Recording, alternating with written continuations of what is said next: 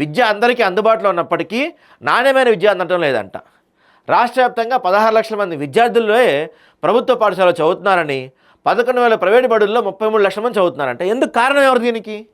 ఇంతమంది ఇప్పుడు 16 లక్షల మంది మాత్రమే ప్రభుత్వ పాఠశాలలో చదువుతూ 11,000 పాఠశాలలో 33 లక్షల మంది ప్రైవేటు పాఠశాలలో చదువుతున్నారంటే ఎందుకు చదువుతున్నారు ఇదంతా? కారణం ఏంటి? ఈ రోజుకి ఈ నిమిషానికి మూతపడుతున్న ప్రభుత్వ పాఠశాలలు ఎన్ని ఉన్నాయి? ఉంటేనేమో 10 మంది స్టూడెంట్స్కి 10 మంది టీచర్లు ఉంటారు, లేకపోతేనేమో 300 మంది స్టూడెంట్స్కి ఒకటే టీచర్ ఉంటారు. అక్కడ ఫెసిలిటీస్ ఉండవు. అత్యంత దారుణంగా ప్రభుత్వ పాఠశాలలు ఉన్నాయండి. రాష్ట్రం మొత్తం ఎక్కడన్నా తీసుకోండి, అత్యంత అధ్వానంగా ప్రభుత్వ పాఠశాలలు ఉన్నాయి. వాటిపైన మీరు ఏమైనా చర్యలు తీసుకోగలుగుతున్నారా? కనీసం తీసుకునే ఆలోచనలోనే మీరున్నారా? 1% కూడా లేరు ఇక్కడ. పేదలకు నాణ్యమైన విద్య అందిస్తే ప్రపంచంతో పోటీ పడవాలని విశ్వాసం తాను కొందని తెలిపారు. ఎక్కడ సార్ మీరు చెప్తున్న ఇంటిగ్రేటెడ్ రెసిడెన్షియల్ స్కూల్స్ ఎటుపోయినాయి సార్? కేవలం అటేమంటారు లేఅవుట్ ఫౌండేషన్ స్టోర్ వేశారు అంతే. వాటికి నియోజకవర్గానికి 2 కోట్లతో ఇంటిగ్రేటెడ్ రెసిడెన్షియల్ స్కూల్ కట్టిస్తామని చెప్పారు మీరు. 2 ఏళ్ళు అయింది, ఇంతవరకు అతిగతి లేదు వాటికి.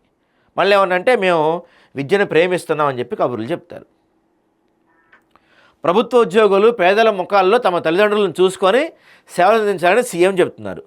తల్లిదండ్రులను గౌరవంగా చూసుకొని ఉద్యోగుల జీవితంలో 10 నుంచి 15% కోత విధించి వారి తల్లిదండ్రులకు అందజేస్తామని చెప్పారు. ఇది మాత్రం మంచి విషయం అండి. ఇది మాత్రం ఎవరైతే తల్లిదండ్రులను సరిగ్గా చూసుకొని ఉద్యోగులు ఉంటారో వాళ్ళ జీతంలోంచి 10-15% కాదు సార్, 50% కట్ చేసి తల్లిదండ్రులకు ఇవ్వాలి. డౌట్ లేదు దాంట్లో, ఏమాత్రం మొహమాటపడవసరం లేదు. మీరు 50% కట్ చేసి పేరెంట్స్కి ఇవ్వాలి.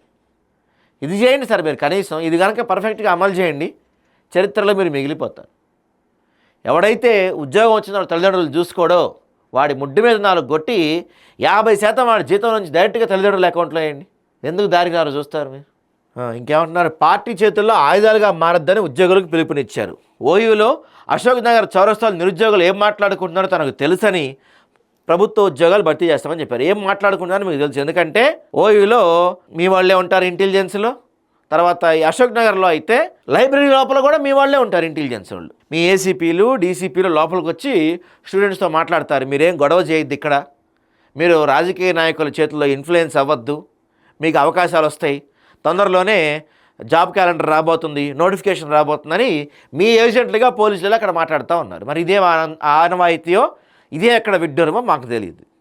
పోలీసులు వెళ్ళి మీ ఏజెంట్లుగా వాళ్ళతో మాట్లాడుతున్నారు.